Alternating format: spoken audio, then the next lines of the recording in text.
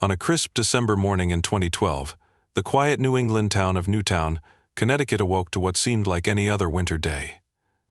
Parents bundled their children against the cold, cars lined up in the drop-off lane at Sandy Hook Elementary School, and teachers prepared their classrooms for another day of learning. None could have imagined that in a house on Yogananda Street, 20-year-old Adam Peter Lanza was making final preparations for what would become one of America's darkest days. The morning began at 36 Yogananda Street, a spacious colonial home where Lanza lived with his mother, Nancy. In the pre-dawn hours, while the neighborhood slept, Adam Lanza moved through the shadows of his home with deadly purpose. His mother, Nancy Lanza, lay sleeping in her bed, unaware these would be her final moments. Using one of the many firearms she had legally purchased and taught him to shoot, Adam approached his mother's bedside and fired 4 shots at close range. This was only the beginning.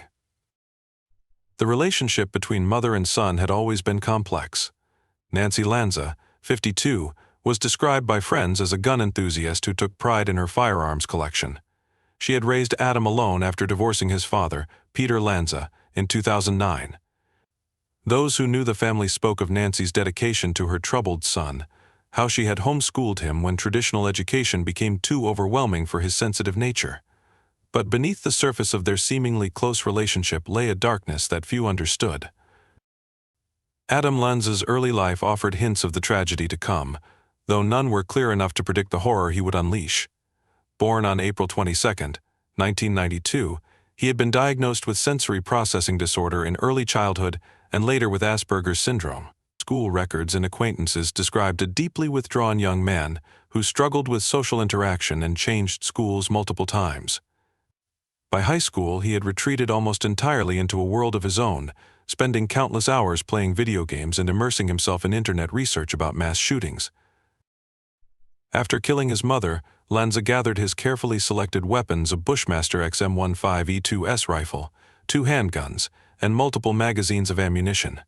He dressed in black, wearing a military-style vest, and deleted his computer's hard drive, determined to leave no digital footprint of his plans. The morning traffic had cleared when he climbed into his mother's black Honda Civic and drove the short distance to Sandy Hook Elementary School. The school day had just begun at 9:30 a.m. when Lanza approached the locked front entrance. Using the Bushmaster rifle, he shot through the glass panel beside the door, creating his way in. The sound of breaking glass and gunfire sent the school into immediate lockdown. Principal Dawn Hawksprung and school psychologist Mary Sherlock heard the commotion and emerged from a meeting to investigate. Both women were gunned down as they confronted the intruder, their final acts ones of courage in defense of their school. What followed was 9 minutes of unimaginable horror. Lanza moved methodically through the school's hallways, targeting primarily first-grade classrooms where young children and their teachers had little chance to escape or defend themselves. In room 8, teacher Victoria Soto attempted to hide her students in closets and cabinets. When Lanza entered, she tried to deceive him, saying her students were in the gymnasium. Her heroic attempt to protect her class cost Soto her life. In room 10, teacher Lauren Rousseau and her entire class faced the gunman's wrath. Substitute teacher Rachel Diavino and behavioral therapist Anne-Marie Murphy were also among the educators who lost their lives trying to shield their young students from harm. Murphy was found cradling a child in her final moments, a testament to the instinctive bravery of teachers faced with protecting their students. The sounds of gunfire echoed through the school's halls as first responders rushed to the scene. Teachers throughout the building implemented security protocols, hiding children in bathrooms, closets, and behind bookcases. Some students would later recall their teachers reading to them quietly or leading them in silent prayer as they waited for help to arrive. Others remembered the terrifying sounds of gunshots, screaming, and the school's intercom system broadcasting the chaos throughout the building. At 9:40 a.m., just 9 minutes after the first shot was fired, Lanza turned one of his handguns on himself as police forces converged on the school. In those brief minutes, he had fired 154 rounds from his Bushmaster rifle, killing 20 children between the ages of 6 and 7, and 6 adult staff members. The nightmare was over, but its impact would reverberate through American society for years to come. The aftermath revealed the full scope of the tragedy. Parents gathered at the nearby firehouse, desperately waiting for news of their children. Some would be reunited with their sons and daughters, others would face the unbearable news that their children were among the victims. The scene at the firehouse was described by first responders as one of the most emotionally challenging moments of their careers, as they watched parents' hopes turn to devastating grief. The investigation that followed painted a portrait of a deeply troubled young man whose descent into violence had been years in the making. Lanza's room in the Yogananda Street home was a window into his isolated existence. The windows were covered with black trash bags, and he communicated with his mother primarily through email, despite living in the same house. His computer revealed an obsession with mass shootings, particularly the 1999 Columbine High School massacre. Investigators discovered that Lanza had meticulously planned his attack.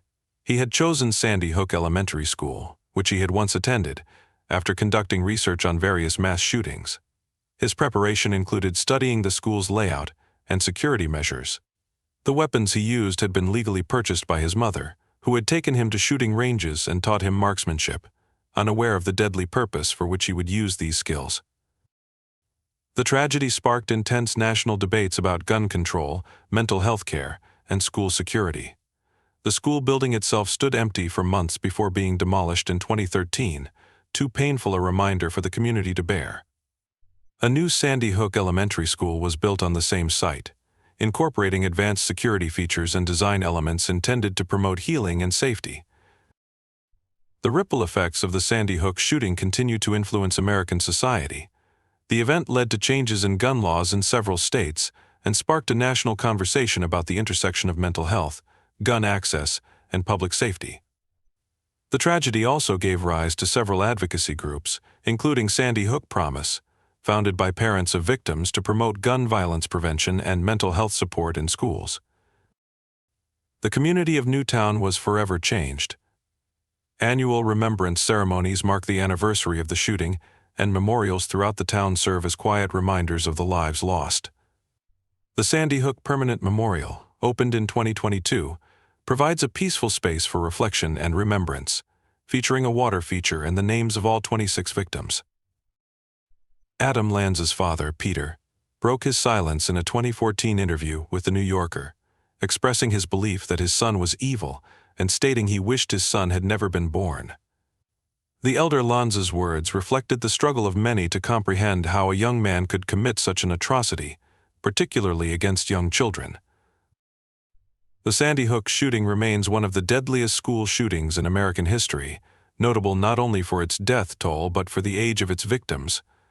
The youngest victims were only 6 years old, first graders whose lives were cut tragically short just weeks before Christmas. The loss of so many young children in a place meant to be safe and nurturing shook the nation's conscience and sparked a renewed focus on preventing such tragedies. The investigation into Lanza's motives never yielded definitive answers. Mental health experts who studied the case suggested that his actions might have been influenced by a combination of factors, including his mental health challenges, social isolation, and obsession with mass shootings.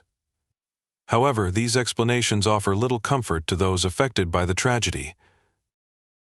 In the years since the shooting, Sandy Hook has become both a symbol of unimaginable loss and a catalyst for change.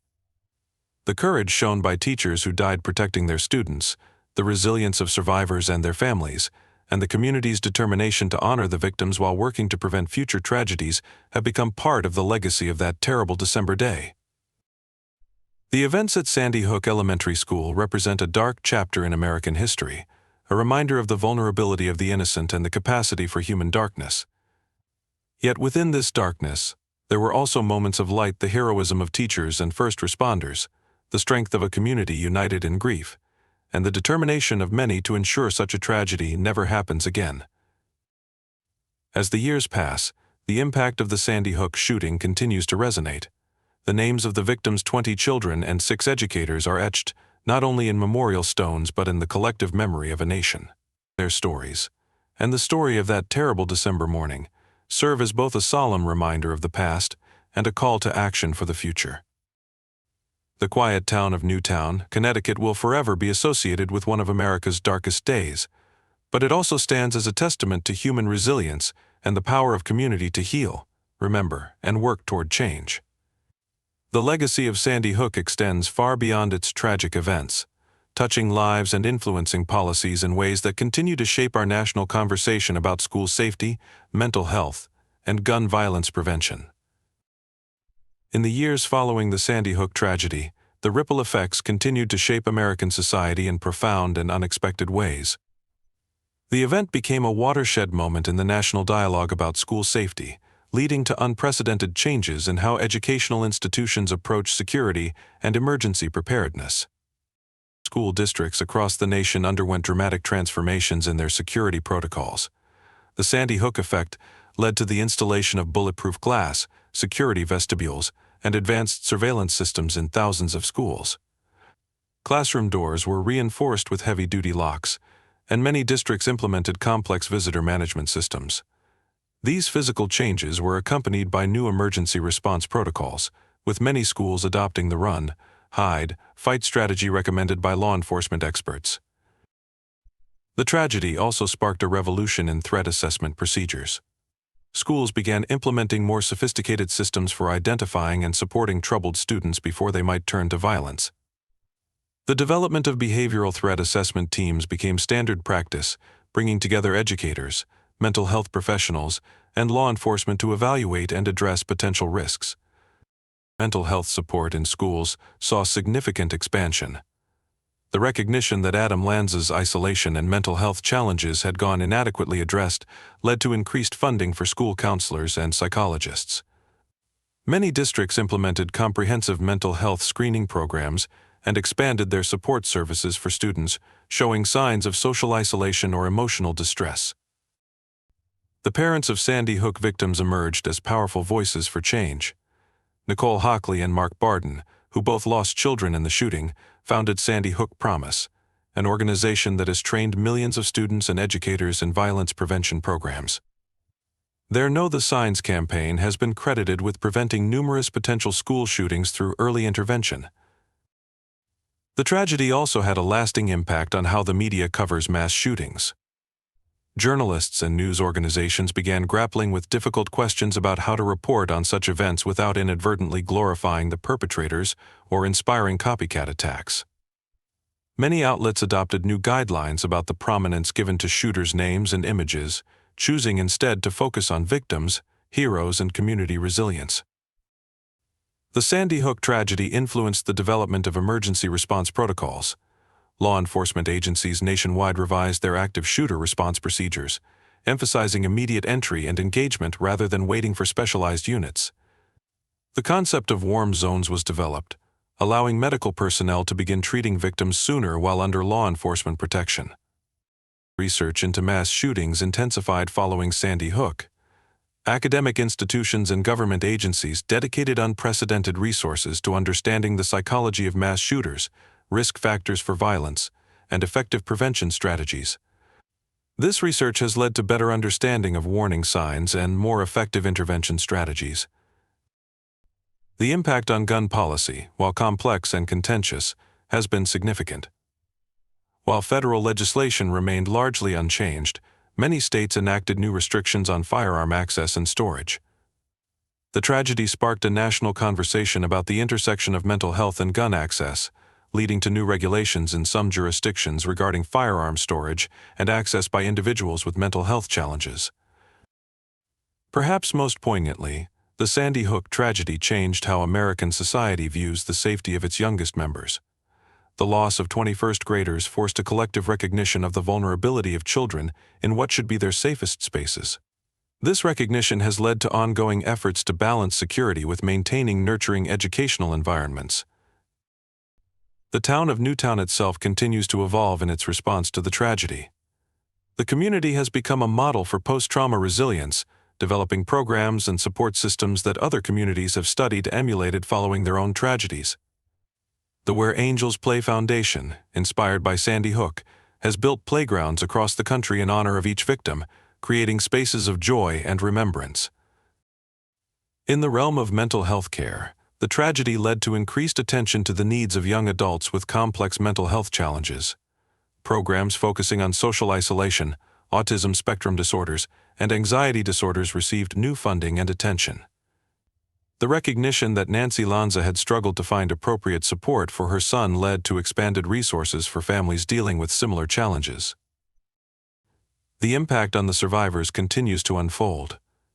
The children who lived through the shooting are now young adults, their lives forever marked by their experience. Many have become advocates for change in their own right, speaking out about the importance of mental health support and violence prevention. Their testimonies provide powerful evidence of both the long-term effects of such trauma and the human capacity for resilience. The Sandy Hook tragedy also changed how we memorialize such events. The decision to demolish and rebuild the school set a precedent for how communities might handle sites of mass violence, choosing to create new spaces that honor the past while serving the present. The permanent memorial, with its emphasis on reflection and healing rather than just remembrance, has influenced the design of other memorials to mass shooting victims. As we continue to grapple with the reality of school shootings in America, Sandy Hook remains a powerful reminder of what is at stake. The loss of 26 lives on that December morning continues to motivate efforts to prevent similar tragedies, influencing policies, practices, and perspectives across the nation. The legacy of Sandy Hook is not just one of loss and grief, but of determination to create meaningful change in honor of those who lost their lives. This ongoing impact ensures that the Sandy Hook tragedy will be remembered not only as one of America's darkest days, but as a catalyst for transformation in how we approach school safety, mental health, and community resilience. The echoes of that terrible morning continue to shape our national conversation and drive efforts to protect our most vulnerable citizens.